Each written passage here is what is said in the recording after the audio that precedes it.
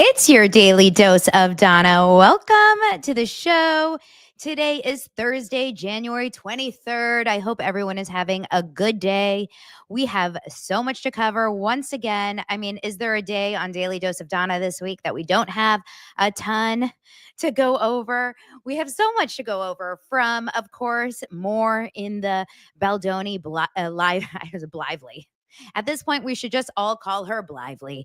Baldoni, Lively, but of course, Ryan Reynolds, the whole Ryan Reynolds spin of it, because there is nothing like a good deep dive. And trust me, I deep dove. I went deep head first into the Ryan Reynolds of it all. I went back into the day. I brought in Alanis Morissette.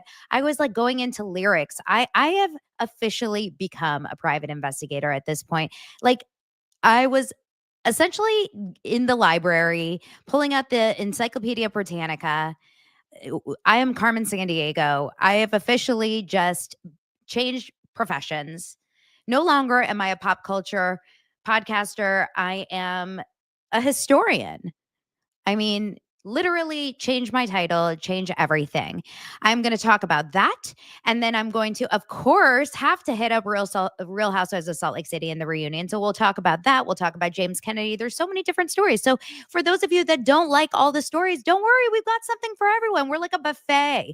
We're a buffet of pop culture. So don't you worry. Okay. We've got something for everyone here.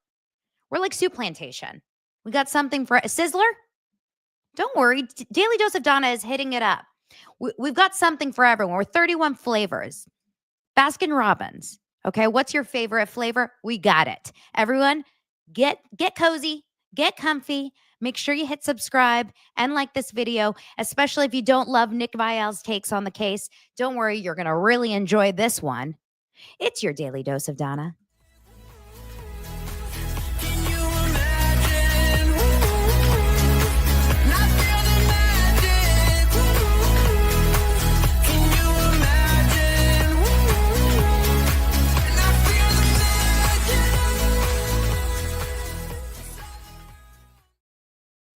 Thank you, everyone, for being here. I'm seeing a bunch of live comments. I wish I could take every single person's questions. A lot of people are asking about my members live. I did a members only yesterday. I had to cut it short because I had a personal emergency. Yes, my child's school was calling me and I had to jump because when I have to, that's the problem with being a mom, right? When you're a mom and the school is calling incessantly, and then they were like, no, we need to talk now. Unfortunately, I can't be like, but no, I'm talking about, what was I talking about at the time? I'm like, no, you don't understand.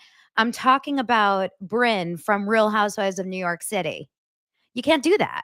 They're going to be like, who? What? It doesn't matter. This is about your son. So then, of course, I had to hang up the phone. I had to hang up the members only. So here's the deal. After this podcast, I'm going to take a tiny bit of a break, and then I'm recording as a guest on another big YouTube show. I'll let you guys know when that airs. It's probably going to air today or tomorrow. And then I can do a members only, but I'm not exactly sure what time it will be, but it will probably be around the same time. So 3 p.m. Pacific time, approximately, I will probably be able to do that again. So I'm only going to schedule it when I know, but I will be able to do another 30 minutes to 45 minutes today. I see Ashley Elizabeth is a new member. Shalom. Welcome. And Candace, thank you so much for your super sticker. That was so sweet. I appreciate it. We do have some mods in the what's it called? In the chat. So yes, if you guys have any big important questions, go on and answer. Mods, you can do that. And I will hopefully they will handle some of those questions. Sarah wants to know if I am doing Nick Viall. And that answer is absolutely not in real life, not there. Although he records literally, I just found out, like 2 blocks from my house. So do you think I should go on over and be like, knock, knock, knock, Nick? We got a problem. I would love to go over to Nick Viall's office and be like, what's up? What's happening? What's a happening hot stuff? Name the movie. What's a happening hot stuff? Donna, if you were asked, would you do Nick Viall's show? 1,005,000,000%. I'm not scared to do anyone's show. In fact, I think it would be really great if he would bring someone on that actually had a differing opinion than him, because I think that would be important. Some discourse, right? 16 Candles. You guys are my peeps. Seriously. Oh my gosh. 16 Candles. Yes. What's happening? Stuff. Long duck dong. Yes. Keisha says, for new to your channel, and I am so glad I found it. You're awesome. No, you're awesome, Keisha. You are awesome. Thank you so much for being here. Okay, so he did say he wants to talk to someone who supports Justin. I should go and knock on his door. Come and knock on my door. Okay, I will. So the reason why, so this is interesting. And I'm just going to say this, and I don't mean to like only push people to my Patreon and to my members only, but there has to be a perk for people that subscribe and pay, because I do this show for free 5 days a week. Okay. If you are here on YouTube, you get this for free. If you're listening on Apple Podcast or on Spotify, you get this shite for free. Plus, I do TikToks and Reels all day long, stories, always for free. So don't you worry. But Patreon, I release one a week on Sundays or sometimes Saturdays, but mostly Sundays. And then I do members only on YouTube every few weeks. And I have to offer perks for those people because they are paying. So I will say that today I will do members only. Those are more interactive, right? Where I can really answer every single question and I talk back to you guys. On my Patreon this weekend, I'm going to tell you guys exactly some really, really crazy stuff that's been happening. Yesterday was wild. I wanted to sit down and watch Real Housewives of Salt Lake City. And what happened yesterday was I received 3 phone calls. Well, 2 phone calls and 1 DM from 3 people who are very connected to both Justin and Blake. Okay. I am not going to be able to tell you who exactly they are, but I will explain connections and how they are connected. And I will explain to you on Patreon what I learned from those phone calls. Very insightful and very telling. But they are all finding me because of my Instagram and my TikTok and my podcast that is climbing the charts. So they're all listening and they're following along. And I'm hearing from both sides, which is blowing my mind, that people that are very, very close to both are coming to me with information. And these are people that are not involved in the case. These are people that are not involved legally. These are not people that are on set that have to be like subpoenaed or are going to be deposed or whatever. So it's just such an interesting situation to be so close to the truth or to this, like to hearing, to the truth, honestly, to the truth. It's really crazy. It's crazy. So I can't wait to share all of that. You can sign up for Patreon in the comments. Okay, so now let's get into what I want to talk about today, which is, of course, why the focus, I believe, should be focused on Ryan Reynolds for just a theory. Now, I want to tell you about this. Ryan Reynolds, for me, is such an enigma. Who's the Real Housewife that says, like, you're an enigma of cash? Was that Erica Jane? The enigma of cash, something along those lines, like mystery and cash. I don't even know. Because he kind of came out of this whole entire experience as like Ryan Reynolds. When you think of Ryan Reynolds, you think of him, I would say, prior to the It Ends With Us drama, Ryan Reynolds would be America's version of like America's sweetheart for a man. When you think of Ryan Reynolds, and thank you. Sydney says, I am an enigma wrapped in riddles and cash. There you go. He's an enigma wrapped in riddles and cash. There you go. And Mint Mobile and a soccer team. Ryan Reynolds is the America's version of Hollywood sweetheart in a male version. He is successful. He has been in the business for 500 years, right? He's been doing this since he was a kid. He was on a TV show in Canada called 15 that I grew up watching. He is, yes, he is Canadian. I know he's Canadian, but I'm saying in America, he is an American movie star, TV star, whatever. Obviously, I know he's Canadian, but he is successful. He's an entrepreneur. He's Mr. Nice Guy. He's charitable. When I watched Wrexham with Lance, my husband, I remember watching that first season. I didn't watch the second season. I remember watching it and thinking to myself, wow, I truthfully don't know if there's anyone out there that is so likable. And I fell for that character of his. I don't want to say character, but yeah, I kind of did. I was like, he's kind of like, he's got it all, right? If you don't look deep into who he is as a person and you just see what he's presenting on the outside, Ryan Reynolds has got it all. He's handsome. He's beyond successful, very, very successful. He is incredibly uh, smart. He's funny. He's obviously got a beautiful wife, uh, 4, healthy kids, and he's charitable, and he's got his hands in all kinds of things. And I mean, what kind of person wouldn't want to be surrounded by a Ryan Reynolds? Like, he's kind of got it all on paper until you do some digging and you start to realize, like, wait, hmm, hmm.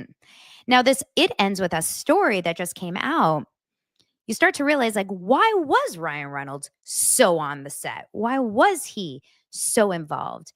And you could look at it both ways, obviously, because if Blake Lively was experiencing assault and harassment on the set and was feeling very uncomfortable, yeah, going home to your very, very successful producing, directing, incredibly talented and powerful Hollywood husband, Ryan Reynolds, you would go home and say, Ryan, please, please save me, like, come to work with me. I'm feeling scared, as I probably would go to my husband if I was going to work every day and feeling really uncomfortable. And he would maybe do the same. Although that would be kind of weird because my husband, if he was Ryan Reynolds, would probably be really busy. I just don't know how Ryan Reynolds had all this time in the world to spend his days on set at It Ends With Us. But it's interesting to me that he had he had so much energy to be on Blake's set. And then you just do more digging, right? Of course, we've read Justin's lawsuit where Justin has talked about the fact that he was berated on set. He was yelled at. Sorry, not on set, in that meeting. How Ryan really took control over it. We saw this weird promo. I don't need to play it again, where he did this really goofy kind of ha-ha thing with the guy, Brandon Sklenar, who plays Atlas. Very, very strange. We saw this weird Deadpool and Wolverine takeover of the promo and the red carpet, which was also weird. Jay Bond is questioning. Thank you. Do you think the gag order will be approved? That's a really important question. I'm going to save that because I will get there in just a moment, but I don't want to go off track, but I will get there. And I have some thoughts about that. I promise you I'll get there. So it's all very interesting, and I'm very curious about this. I think you could look at it 2 ways. Wow, what an amazing husband. What a sweet, caring, loving husband. What a Spencer Pratt type of husband. He's really got his woman's back, right? Like, he's got that. He's taking care of his girl who's scared, who's nervous on set. Or you could go a little deeper and you could start to question some other things, right? So, of course, I deep dive everything. And there's a really, really interesting podcast called Beyond the Blinds. I don't know if you guys have ever heard of it. It's a popular podcast that's been going on for years. And they did a podcast episode, and I could put it in my show notes later, in 2021. So, of course, this is way before It Ends With Us even went into pre-production, way before Blake Lively was even involved with this movie. So this has nothing to do with It Ends With Us, which is important because it's not in any way skewed by this show, by this production, and by this story. And I see Heather's comment that says, Donna, my first time in chat, avid doser here, your coverage of this story 100%. I love you. Thank you, Heather.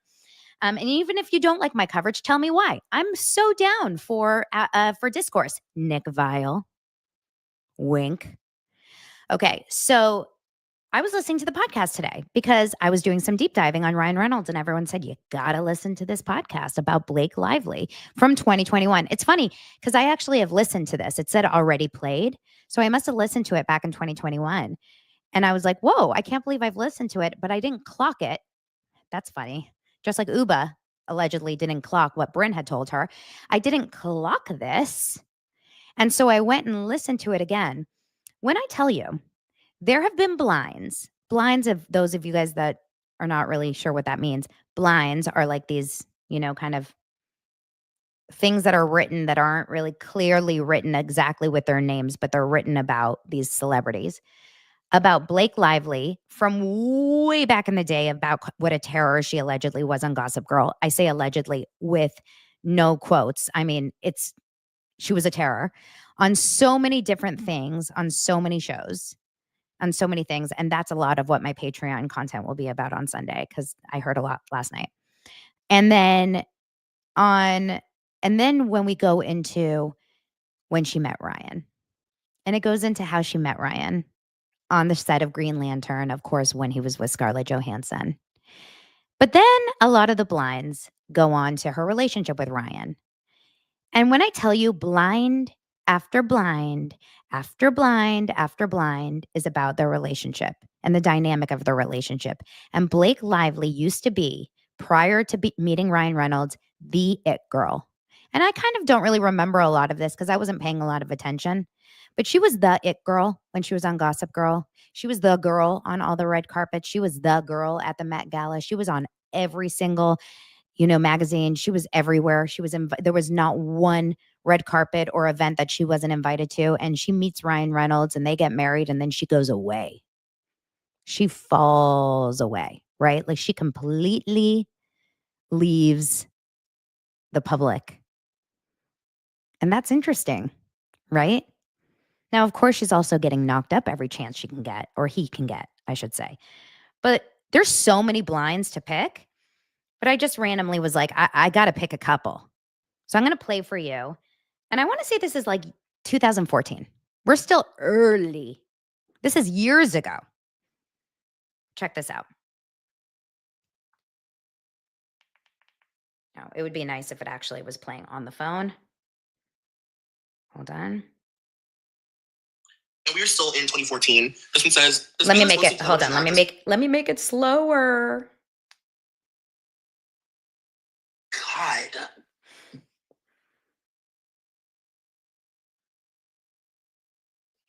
And we are still in 2014. This one says, this B-list mostly television actress hates her new life. Her significant other has her dragged away from the limelight.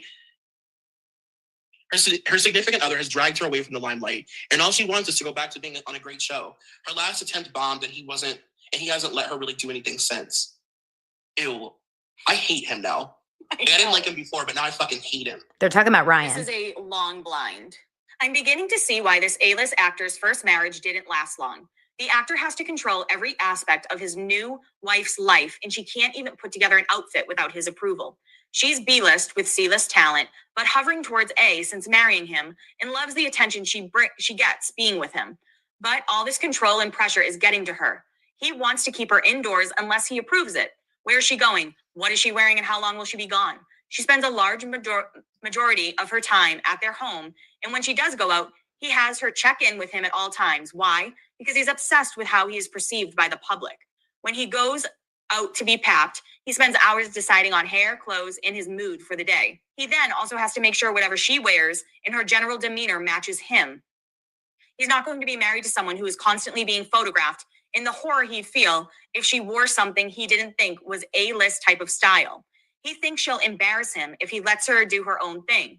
Spending days shut up in the house, friends are being driven away, every detail of her life is controlled. I wouldn't be surprised if she had a nervous breakdown soon, but she won't leave him. All she wants is that A-list recognition so badly. The one friend she has left tried to take her out to dinner last week, and her husband couldn't agree on an outfit for her. She would text him photos of what she was wearing, and he would take forever to respond. Hours went by, so the friend finally gave up and left. And of course, that's Ryan, Blake, and ex-wife is Scarlett. This is really sad. Mm-hmm. I didn't know it was going to turn this way. Can I just really quickly, this is completely off topic, but it's happening in real time, so I just wanted to say it while we're recording. I don't know what they're about to say because she posted on her Instagram, she posted like all of these like stats about.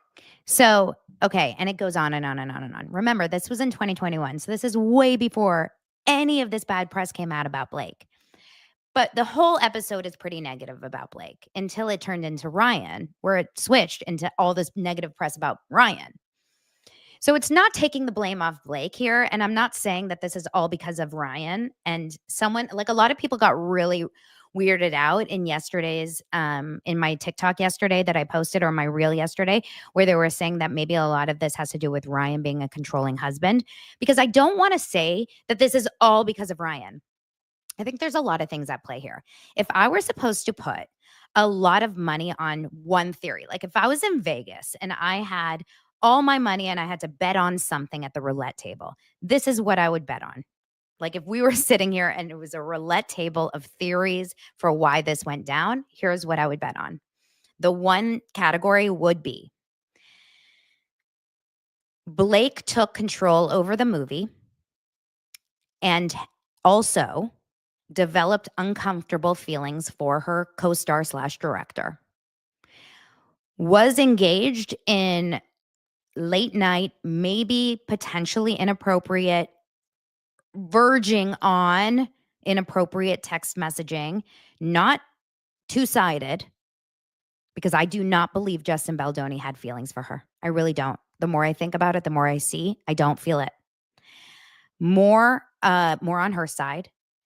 Ryan felt and got wind of it with his controlling, crazy, seemingly overtly and like on top of her, probably checking her phone behavior.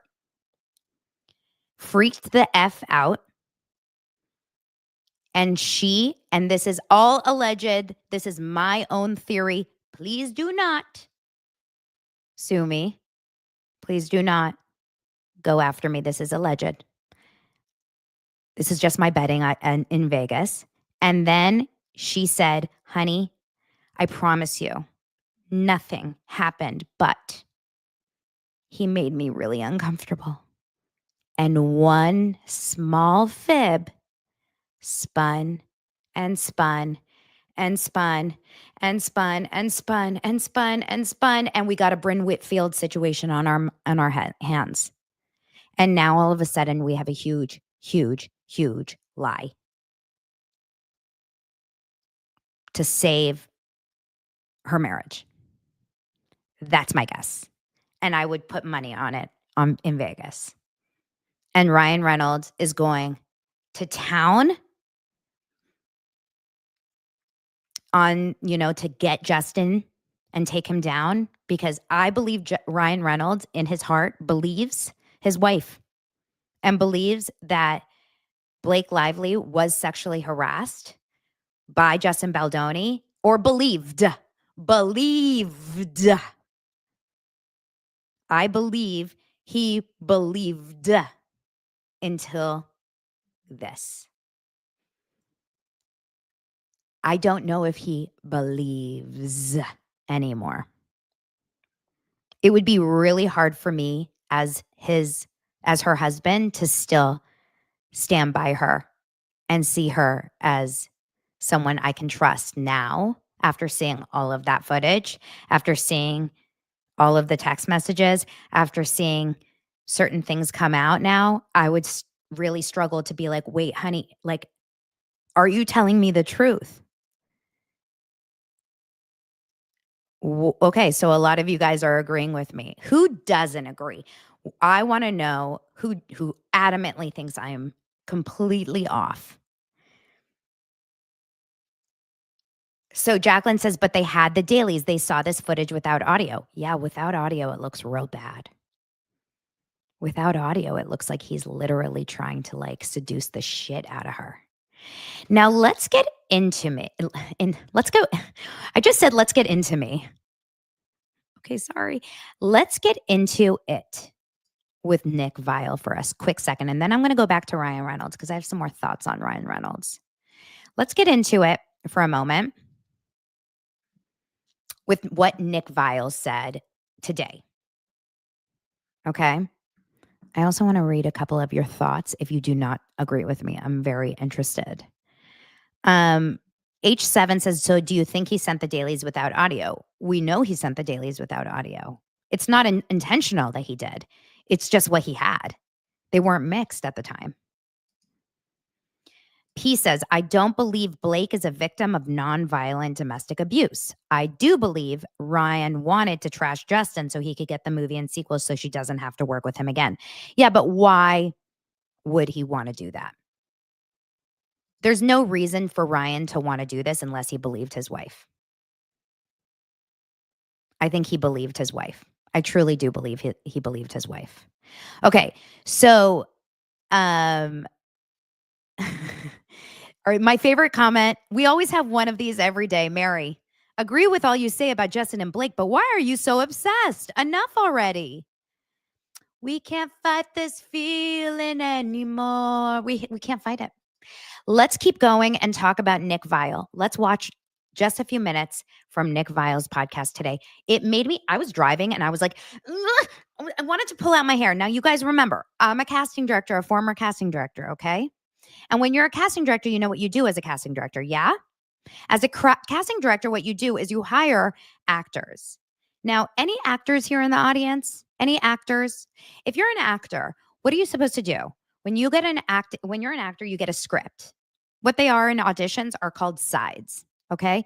When you get a script or sides and you get on set, what you're supposed to do is you're supposed to take those lines, the dialogue, or what they call stage direction, and you're supposed to do something called act, okay? When you're supposed to act, what you're supposed to do is you're supposed to play a character. Now, sometimes when you're supposed to play a character, that means acting in a certain way that you wouldn't normally in real life, right? So, for example, it means acting uncomfortable when you're supposed to be uncomfortable. Or maybe you're supposed to be really flirty, or maybe you're supposed to act in love. Like, for example, in a sex scene, which, by the way, I've never been an actor. I mean, I was an actor in high school at Beverly Hills High School. I was in one play. Okay. But I've never been an actor. But when you are an actor, and I've been around them for many years and I used to audition them all the time. When you're an actor and when you're in on a set and you're in a romantic lovemaking scene, you are supposed to mimic having sex with someone. That doesn't mean you're actually having sex with someone. You understand the difference between acting and real life, right? Now that we know that, now that we've figured that out, let's watch this clip of Nick Viall, who clearly has no idea the difference. Okay, someone needs to teach him. Let's watch it together. Everyone, get something, a pillow maybe to scream into, or like a chew toy. Okay, everyone, let's watch. Justin released a video. We've officially reached the stage of people have cemented themselves in the position that they have. It really feels like. If you're on Justin's team, it feels like every time he releases something, it seems like his side's like, oh, smoking gun. And then you have Blake. What was the statement that Blake's team made? Her legal team slammed the "it ends with us" footage and said, the video shows Mr. Baldoni repeatedly leaning in toward Miss Lively, attempting to kiss her, kissing her forehead, rubbing his face and mouth against her neck, flicking her lip with his thumb, caressing her, telling her how good she smells, and talking with her out of character. Every moment of this was improvised by Mr. Baldoni with no discussion or consent in advance and no intimacy coordinator present. Mr. Baldoni was not only Miss Lively's co-star, but the director, the head of studio, and Miss Lively's boss. The video shows Miss Lively leaning away and repeatedly asking for the characters to just talk. Any woman who has been inappropriately touched in the workplace will recognize Miss Lively's discomfort. They will recognize her attempts at levity to try to deflect unwanted touching. No woman should have to take defensive measures to avoid being touched by their employer without their consent. I don't even think you need to be inappropriately touched in the workplace. I think any woman who's been in a bar and a man has tried to dance with them or made advances, did anything that made you uncomfortable. And I think a lot of women struggle with embarrassing a man or standing up for themselves and being like, I don't want to be touched. So they try to be as polite as possible and be like, that's why a lot of women say, I have a boyfriend, when most of the time they don't have a boyfriend because they don't want to give their number away. I think people are going to read this how they want to. I read this as definitely how Blake said it. I see an uncomfortable woman who just is constantly trying to be like, I think we should talk. Let's just talk. If this part was supposed to be kissing and touching and neck smelling and whatever, then they would have had an intimacy coordinator because that's all intimacy. So I think Blake being like, let's just talk, let's have conversation. And I don't know, I see it how Blake says it. I'm sure people are going to see it how Justin describes it. I get why his team released a video though. And it seems to be, a continuation of their playbook, because by releasing the video, it allows people to do what they're doing, which is to decide for themselves whether what they're seeing would make them uncomfortable, right? And so now they're watching it, and a lot of people are watching it maybe through the lens of, putting themselves, imagining that they would be actors with Justin Baldoni. It's just like, well, I don't know, if I was doing a scene, like, I don't know, what is he so bad? It's like, it's as if people expected to see a video, like short of them seeing a video of Justin like groping Blake or, throwing his tongue down her throat and having her push him off, and things like that. It's going to allow people to claim that she's overreacting or that they don't know what they are seeing. And I don't know what it's like to be in y'all's position. To reiterate what Natalie said, I'm like, it's also shocking that people don't understand that she's in a professional setting. So I'm like, at the end of the day, she's hired to do her job. You're not going to see her pushing him aggressively away. You're not going to see her cowering. She knows that the camera is rolling. They're having conversation and she's trying to direct it back into the way that she wants the scene to go. She's not a director. It's another thing where it's his word versus hers. And it's like, you don't know what the inner monologue in her mind of if she was uncomfortable, what she was thinking, how she was feeling, and that wasn't being gauged. So again, if I were in her shoes, I would have been fine, but you don't know what it was like to be in her shoes in that position. Oh my God, you guys, is Blake going to be okay? You guys, I'm so worried about the actors on a set. Are they going to be okay acting in a scene? What are we going to do? You guys, stop Hollywood. Stop all scenes of Hollywood. Everyone, we need to go on strike again.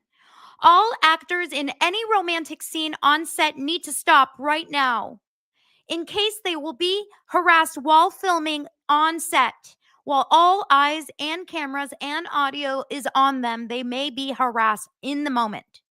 This is such a dangerous precedent that we are setting. This is the worst, most horrible, awful precedent you could possibly set for Hollywood right now. What they are doing is so incredibly dangerous for Hollywood. No one is going to ever want to take on a role where they have to physically be on a set with a woman. It's just going to be, I want to say it's just going to be gay roles from now on, but I guess you can also be sexually harassed by a man on man. Everyone's going to have to be in a bubble. Everyone's just going to be AI. This is dangerous. I'm sorry. I'm now going to turn into the person, you know how they say like, oh, and you know something else that they say in a little bit? They say something along the lines that this is actually really dangerous for women because no women is ever going to stand up for themselves. They said this is why women don't stand up for themselves, because of people like Blake. Because look at Blake has said something and no one wants to believe her. This is what they fucking say. Am I on crack? What they're not understanding is that we all, maybe you guys didn't, I did. I believed Blake. Did you? When she came out with her complaint, Donna Bowling, on December 21st, was blown away, floored, and devastated for Blake. I believed Blake because that's what you're supposed to do. You're supposed to believe the victim, and I did. So yes, I will still believe the victim. What I won't do is continuously and blindly believe a victim when they're consistently being disproved. Who believes the victim when they're clearly being obviously lying? How can you they go on and on and on and talk about that entire footage and never once mention the fact that she lied in her claim about the "you smell good." And then he says, and I read all the documents. No, you didn't, Nick. I'm sorry. This is misinformation. This right here is misinformation. I would like to report you for misinformation. It's wild. So am I missing something here? Tell me if I am really, really missing something here, because I do not in any way believe that anyone here automatically did not believe Blake. Yes, there were people that automatically did not believe Blake. And I don't want to name names. His name started with a Z and a P. Love him to death, but I was so disgusted by him because he had a gut feeling. And I was like, I can't even talk to you because I believe women. Because that's who I am. I really do. I really in my heart do. And if you go back and watch my show, I mean, I am the perfect person in this case. I believed the victim until I was told, or until I saw the claims being disproved. Jen as well. Me too, Donna. My girl Molly Dare. Also, we believed Blake until we were like, wait, you can't believe someone who is clearly lying. Once you see the lies, you have to open your eyes. It's not about your gender. It's not about if you have boobs. It's about who's lying. So this is actually wild that they're going along with it. So why? Why is Nick Viall so intent on not opening his eyes to the potential that maybe he's lying? Because you know how I brought up the toast the other day? Yesterday, they talked about the same footage. Yesterday, Claudia and Jackie talked about this footage, and they were hardcore Blake fans. And you know what Claudia said? She goes, I don't even know anymore. I watched that footage, and it isn't looking good for Blake. So she's open to it. And for that, I appreciate. You have to be open to changing your mind.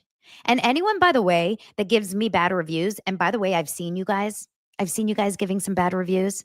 So by the way, this is a great option or a great moment for anyone out there who is here. I have over 1,000 people in the live watching. Have you given me a 5-star review on Apple Podcasts? If you haven't, please do. I could really use a nice 5-star review and a written review to negate any of the negative ones, because trust me, the ones that don't like me are very loud. But some people that really don't like my show love to tell me, you always flip-flop. You always change your mind. And I say, yes, that's what we're supposed to do. We're supposed to change our mind. That's human. That's supposed to happen. We're not supposed to be so solid in our lives. We're supposed to change our mind as new evidence comes out, right? And that's, I think, what's supposed to happen. And I would love for Nick to come to the show one day and say, hey, look, I am still strongly team Blake, but I do see that this was a little bit bad for her case. That's what you're supposed to do. If you see anything that would maybe change your mind, not I am always going to be with Team Ryan. Now, why would he be so Team Ryan?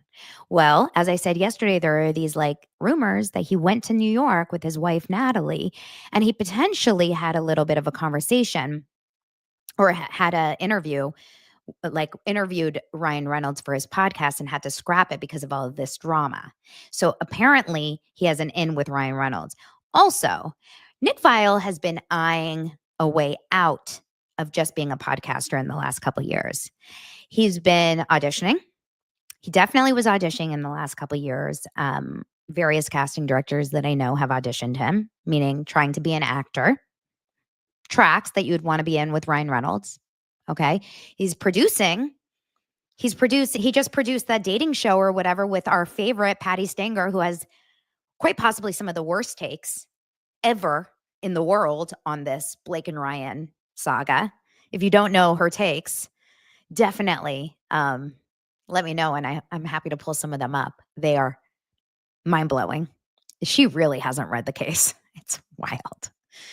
And so he's working with Patty Stanger producing. He produced a reality show. He's also got his own little podcast empire as well. So maybe he's trying to get into producing. So it does kind of make sense that if he had to pick a dog in the fight, he would go with a Ryan and Blake. And he would try to go that direction rather than go to the Justin Baldoni, just as Jenny Slate did, just as some of the other actors in the movie, Colleen Hoover, etc., did blindly, immediately. You wouldn't really choose the underdog kind of actor who wasn't really the big name, just to kind of stay in the Hollywood world, right? So if that makes sense to you guys. I just thought that was a super, super interesting thing. Ceci or Cece says, what about Emily D. Baker? What's her excuse? So I know that I haven't really fully watched her coverage. She did a long video the other day covering the rest of Justin Baldoni's claims, and I didn't watch that, but I heard it was much less biased than her first original entrance talking about it. She's an attorney. Yes, we do know Ryan Reynolds follows her and she follows Ryan Reynolds. It's very possible that she is more connected. I also know, and this is just, kind of like a known thing, Brian Friedman, who's the attorney for Justin Baldoni, he's not your typical attorney. He's known as a bulldog. He's kind of like a Tony Busby in the attorney space, if you know what I mean. I think he's like a really amazing attorney, but he gives zero fucks, if you know what I mean.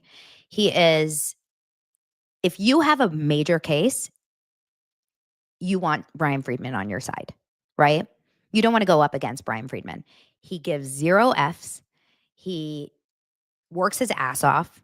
As you can see, he works so hard. He has crazy connections. He was able to get in front of huge audiences by going on big shows. He saved big careers, people that really got attacked in the media. He knows what he's doing, which is why he has this huge gag order against him. And going back to that question I had earlier, do you think this gag order will work? I don't know if it will or will not. The only person that will know that will be someone in the courts. But it doesn't matter if it will or will not, because ultimately at the end of the day, public opinion matters, right? Public opinion matters more than anything. And at this point, who's winning in the game of public opinion? It's so obvious. Like, the minority of people are the people that think Blake is in the right. The majority of the people are the people that think Justin is telling the truth, right? We'll see what ends up happening. There you go. Now, Ryan Reynolds, without going into super, super details so we can move on, I'm just saying we have to continue the show, but Ryan Reynolds has had some major, major drama in his life. And what we always say is, when they say, if you have some issues in your past, Ryan Reynolds and Blake Lively have had issues on their sets. They've had issues in relationships. Ryan Reynolds and Alanis Morissette. Did you guys know that Ryan Reynolds and Alanis Morissette dated and were engaged for 5 years?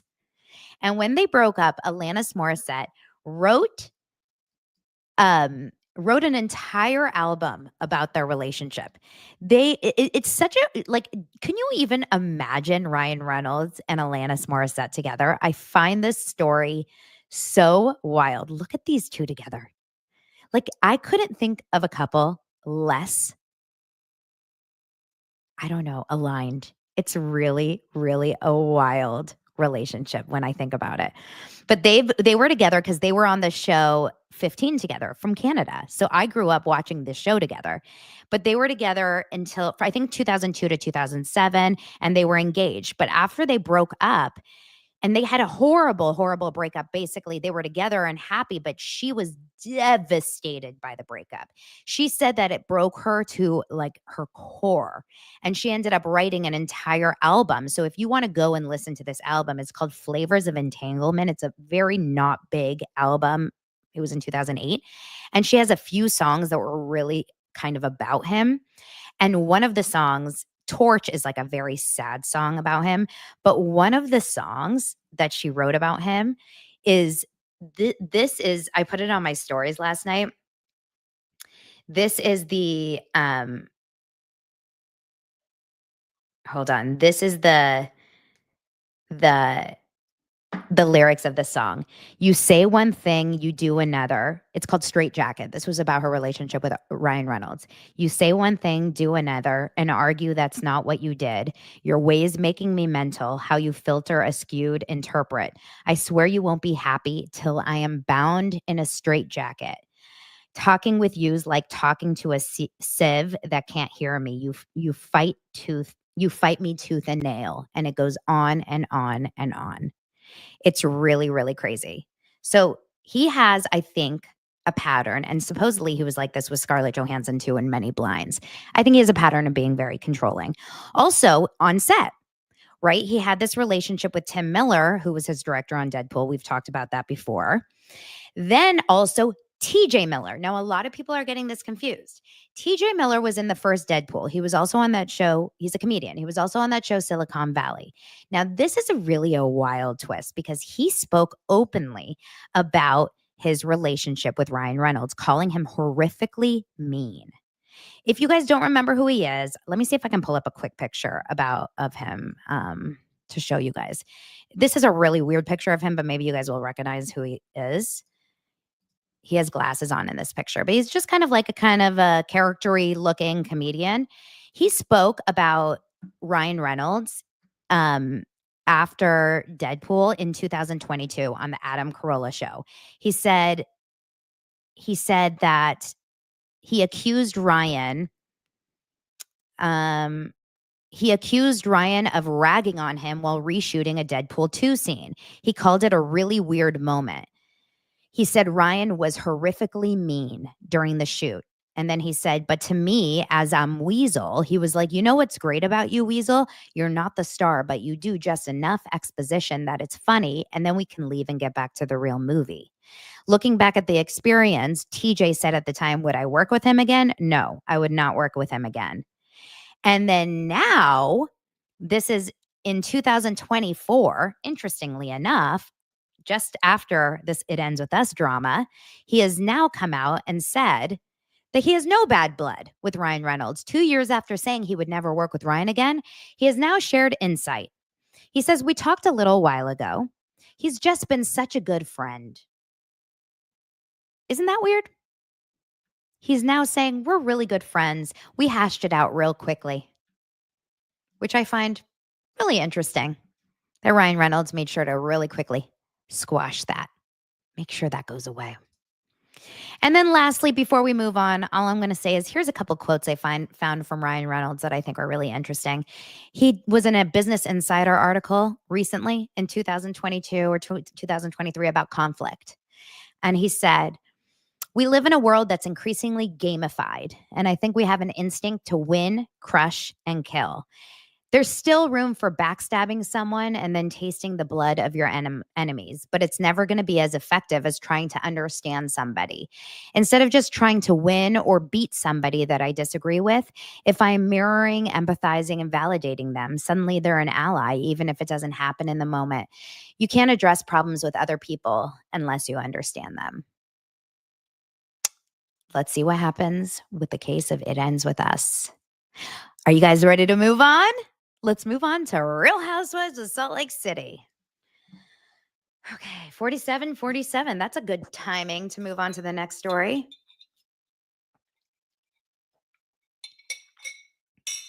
Real Housewives of Salt Lake City. Holy moly. What'd you guys think of the reunion? Did you guys watch it? Were you interested in it? Listen, I'm going to be honest with you. The Alibaba stuff comes back. I can't. Do I need to remind you guys how much I can understand about Alibaba? Zero, none. I don't understand. Why are we still talking about Alibaba? Alibaba. Alibaba.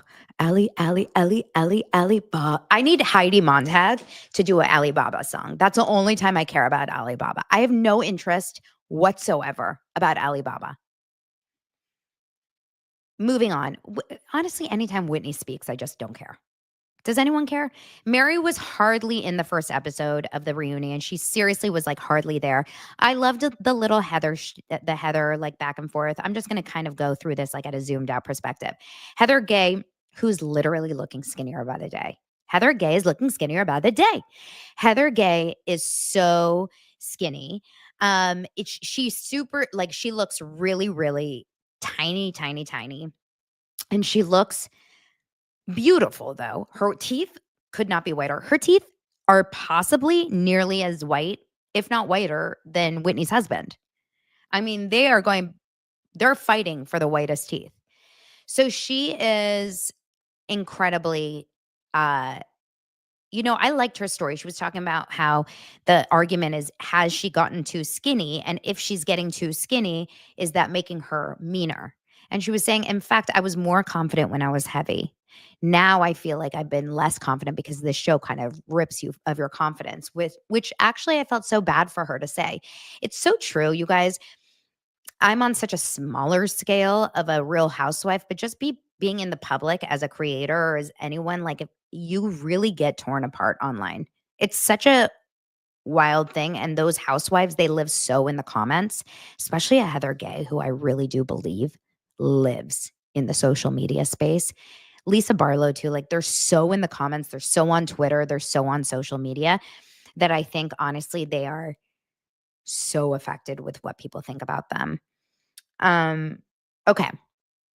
The Angie and being a backup dancer for the WAP music video. This was wild. I remember watching this Twitter exchange live when they were going back and forth about it.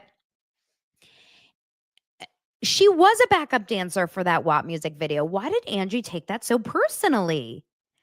She was so upset. Like she was like, I am not a backup dancer. Don't you call me a backup dancer. Meredith's like, Angie, but it was all over the internet. This is facts. Don't you call me a backup dancer. Like she took backup dancer as a personal attack. Like she took it as like almost a backup dancer means that you are not a main character in life. But it really was a backup dancer. She's like, no, but you really are. Like if you look at the video, Jen is in front and you're in the back. She took it so personally. But Meredith was like, okay, I'm sorry. But like, if you actually look at it, you're behind. But she got really offended. And then she ended up going after Lisa that night and whatever. It was just kind of one thing after another.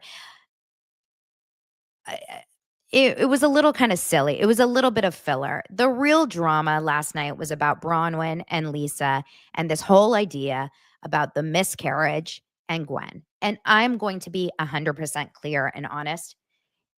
It did go a little bit over my head also. I was a little confused because I guess what happened was there was a conversation that happened when they first were filming the show in their pedicure scene that got cut from production.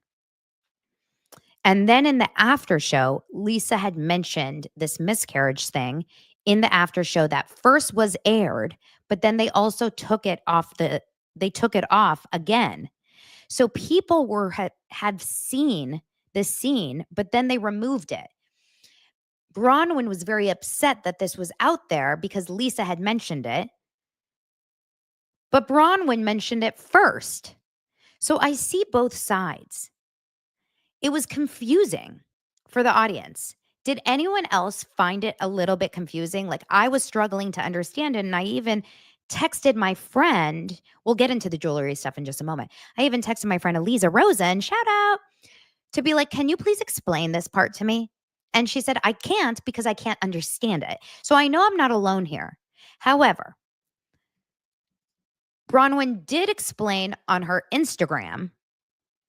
Okay, Sydney says, yes, I rewound several times. So I wasn't also, Steph goes, yes, super confusing. I was waiting for you to explain it to us. Damn. Okay, Bronwyn was so wrong. Lisa wasn't saying she had a miscarriage. She said the family thought she had a miscarriage. Yes, a lot of you guys were struggling with this too. So let's go because Bronwyn explained something in her stories today. So let's go and read this together. Queens of Bravo has posted it. Let's watch this or read this together because I haven't really read it. And let's see if we can try to understand this together. Because I do feel like too much was edited out. And it was almost like the audience wasn't in on the story enough to understand. Okay. Let's look at it together. This is really hard to read. It's small, so let me read it out loud. Bronwyn says, I know everyone hates text stories, but this is worth being very clear on. Oh my God, Bronwyn is so long-winded. It drives me insane. That's not part of the story. That's just my thoughts. Here we go.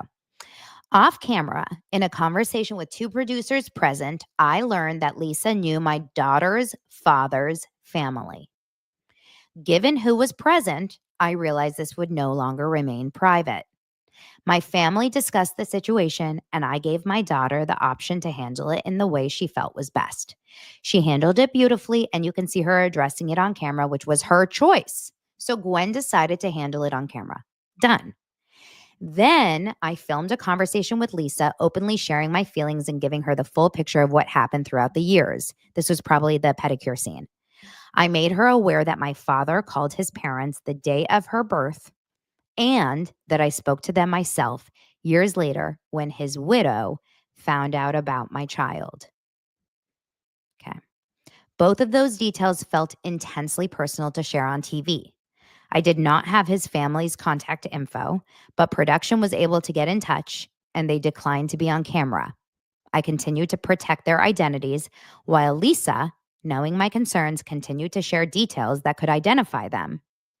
I still thanked Lisa for offering to and then connecting us, acknowledged the difficult position this put her in, and encouraged her to stay friends with them. My experience with them did not need be hers.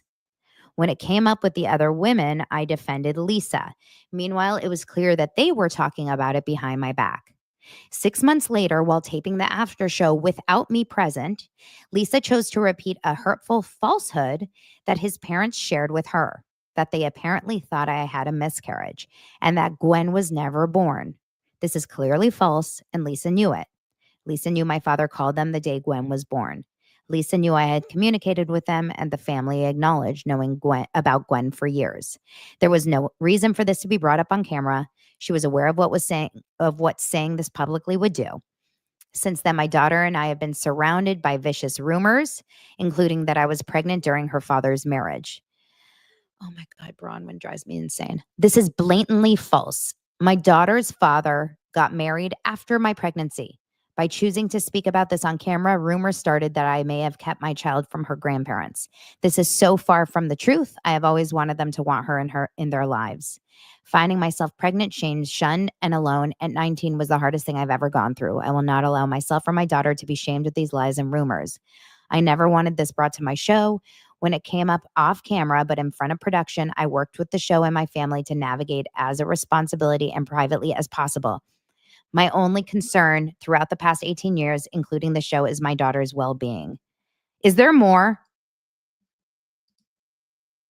And then she shared text messages. Jesus Christ, hold on. I just want to say something really fast. Okay, I just want to say something really fast. I don't know production that well, and I don't really know if this is true. You guys have so many comments, so I hope I'm not missing it.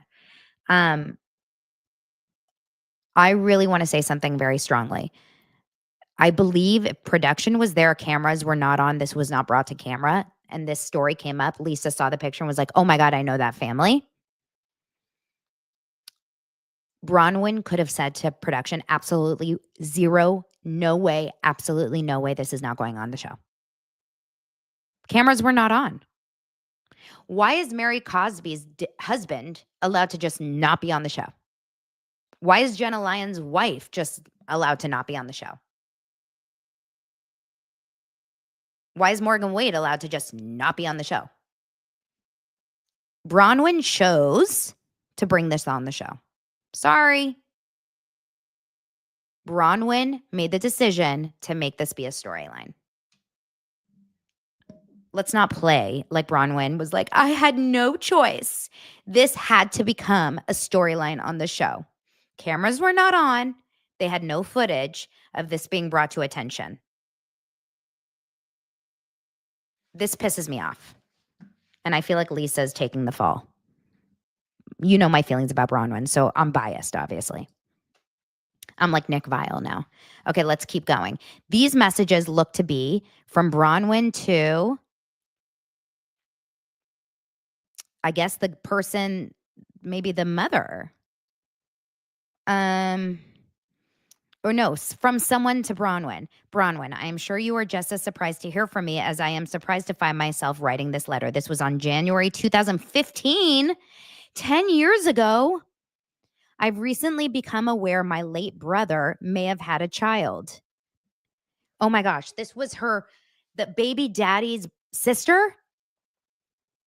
I have since spoken with my parents and have allowed time to earnestly ponder and pray, knowing the best approach to take myself as well as my family. Felt I'd be the one to contact you. I cannot claim this is my first time hearing this, nor do I claim it is my parents.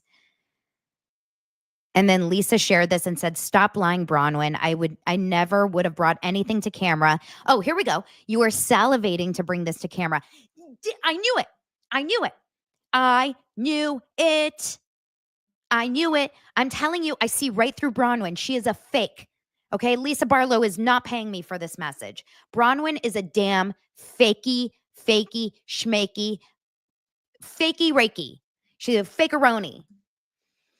Okay, let me keep going. And by the way, Jamie is saying in the comments here, she says, honestly, Lisa could have just said, "I'm sorry, it is not my place," and that be that. Yes, but yes, and I will explain for you in just a second why. Because she's being used here. Bronwyn created this problem and is making Lisa look like the attacker. But Bronwyn is the person that created the problem and is making Lisa like, how do I explain it? It's like Blake Lively. Blake Lively fired the first shot and is claiming to be the victim. Bronwyn created this problem and is making Lisa look like the attacker. This is not fair. Okay, hold on.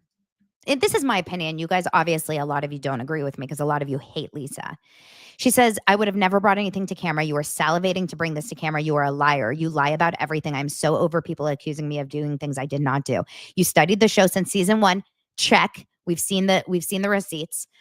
I'm done with the lies. I am the only one protecting this family. You chose to bring this to camera and say things that aren't true about them. Stop hurting people. Stop hurting good people. It's sick."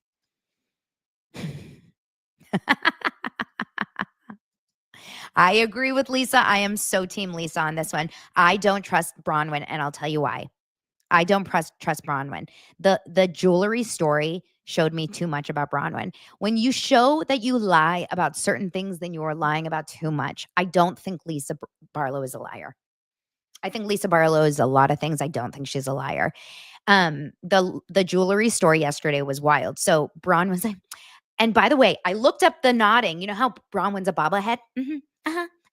And then the high voice. She becomes a sing-songy voice. "Well, hi, Andy. Yes, I actually believe that."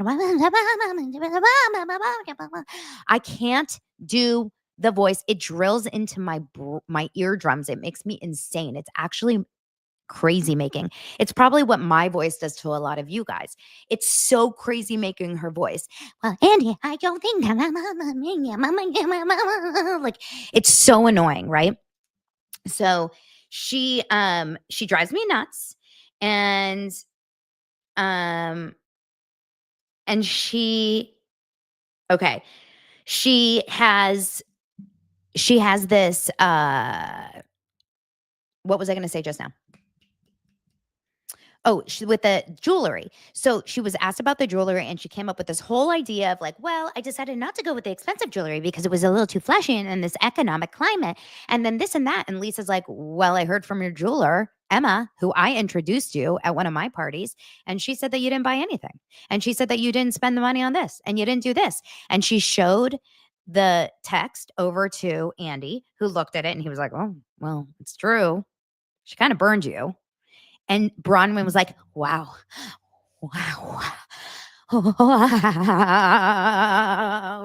Her head was like flailing. Like, I really wish I had a bobblehead here. It was like, wow. Like, she couldn't handle it.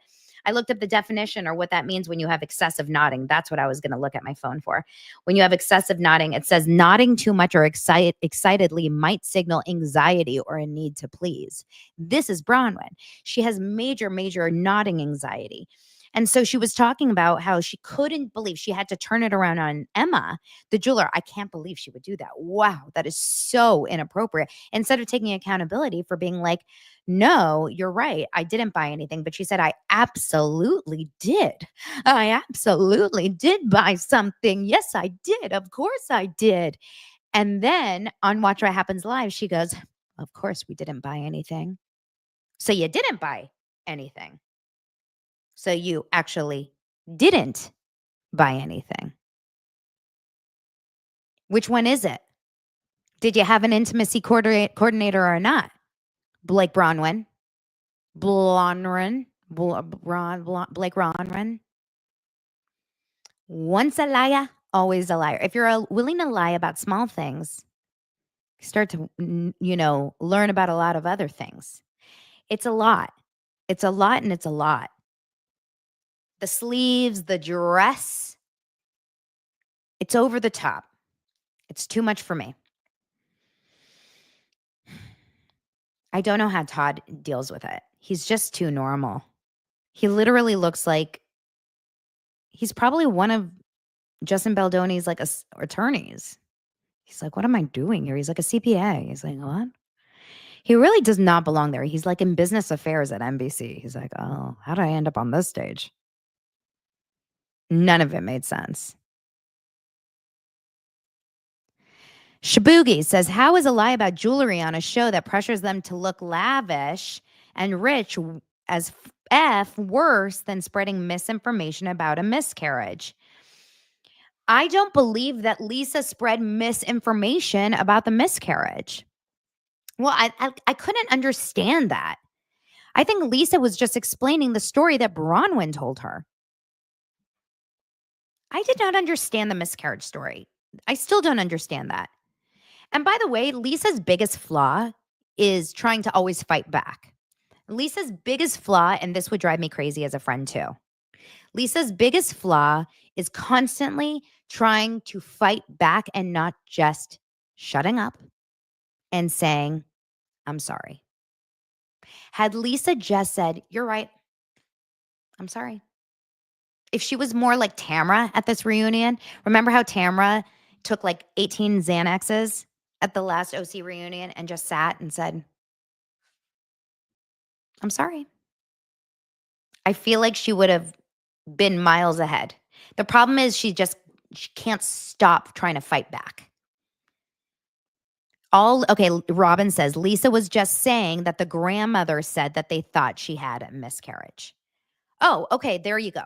So Lisa is just basically saying what the other family thought. Even though Bronwyn said that she specifically told them, her dad specifically told them that the baby was born. I think Lisa probably has a strong relationship with this other family and doesn't want to talk more about it because she doesn't want to identify who they are. But it sounds to me like Lisa actually has a strong relationship with this family, which is why she kept saying, I feel bad for you and I feel bad for them. We don't know who this other family is. It's possible that Lisa also does have a strong relationship with them. It doesn't sound like Lisa and Bronwyn are really that close, you know? So I don't know if Lisa was intentionally trying to be shady. I don't know.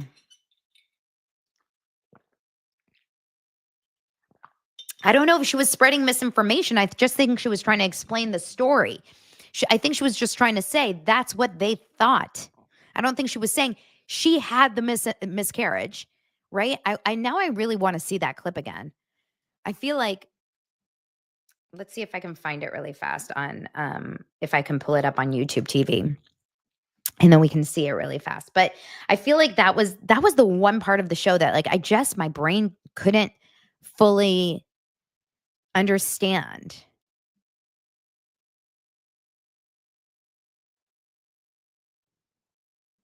I'm missing a bad comment. There's something, everyone is saying something mean about someone, but I didn't even see it. Thank God I didn't see it. Also, Lisa and Bronwyn don't get along. I mean, it's very clear Lisa can't stand Bronwyn. Lisa can't stand Bronwyn, and it's very clear. And so for that reason, she was obviously very, very, angry about everything. Oh my God. I felt bad for Lisa. I'm in a lose, lose, lose. Lisa's whole life feels like she's in a lose, lose, lose. Jen, why are you frustrating? Okay, you're frustrated. Okay, the family is lying, saying she didn't know.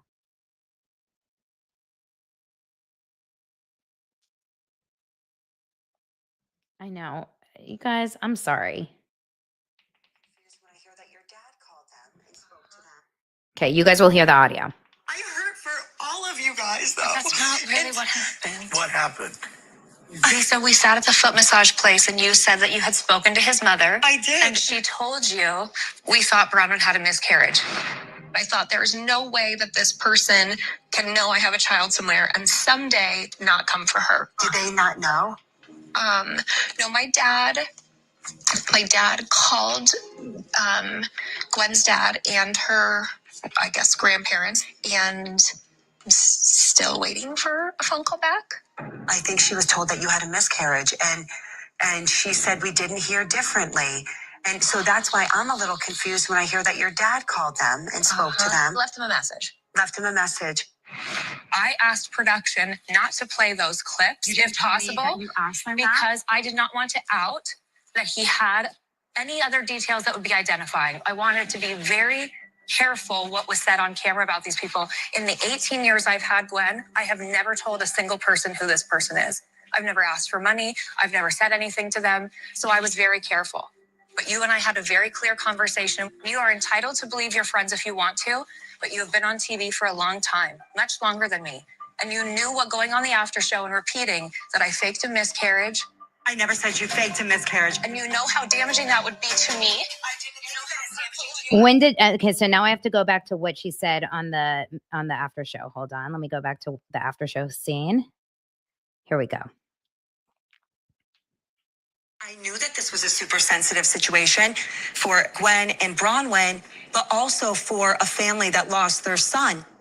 What did you say on the after show?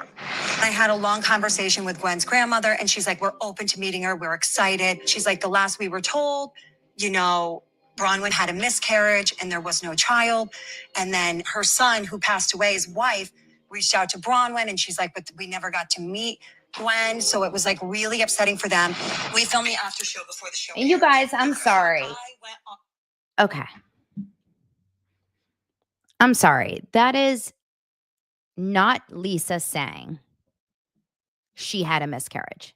That's Lisa saying that the family believed that Bronwyn had a miscarriage. She and Bronwyn filmed a scene where Bronwyn said that they believed, where Lisa and Bronwyn confirmed that family believed she had a miscarriage. And Bronwyn said that she went to the producers after the fact and told them to take it out. But Lisa is saying she had no idea that they took it out. She had no idea that the producers took it out. Bronwyn never told Lisa that she asked them to take that out. So Lisa had no idea that that was something that Bronwyn didn't want in the show. It was talked about on camera. I don't know. I'm not seeing the big problem here. I'm just seeing Bronwyn being mad at Lisa again for something, again, that she is talking about by choice. That's how I feel about that. I don't know. It's a tough situation, obviously, but I don't think Bronwyn should have brought this to camera. Once again, when it's about your child, if it's that serious, if it's that traumatic and it's that personal, do not bring this to camera. And this was Bronwyn's choice, 100%. There's no way producers would have forced that storyline on us. No way. So I do believe this is a Bronwyn storyline. Do I feel like Lisa did the right perfect thing? Absolutely not. But I do think that the storyline originated with Bronwyn. So you can't bring a storyline and then produce it perfectly. If you bring a story to the show, i.e. Kyle and Morgan Wade, you have to let it play its course.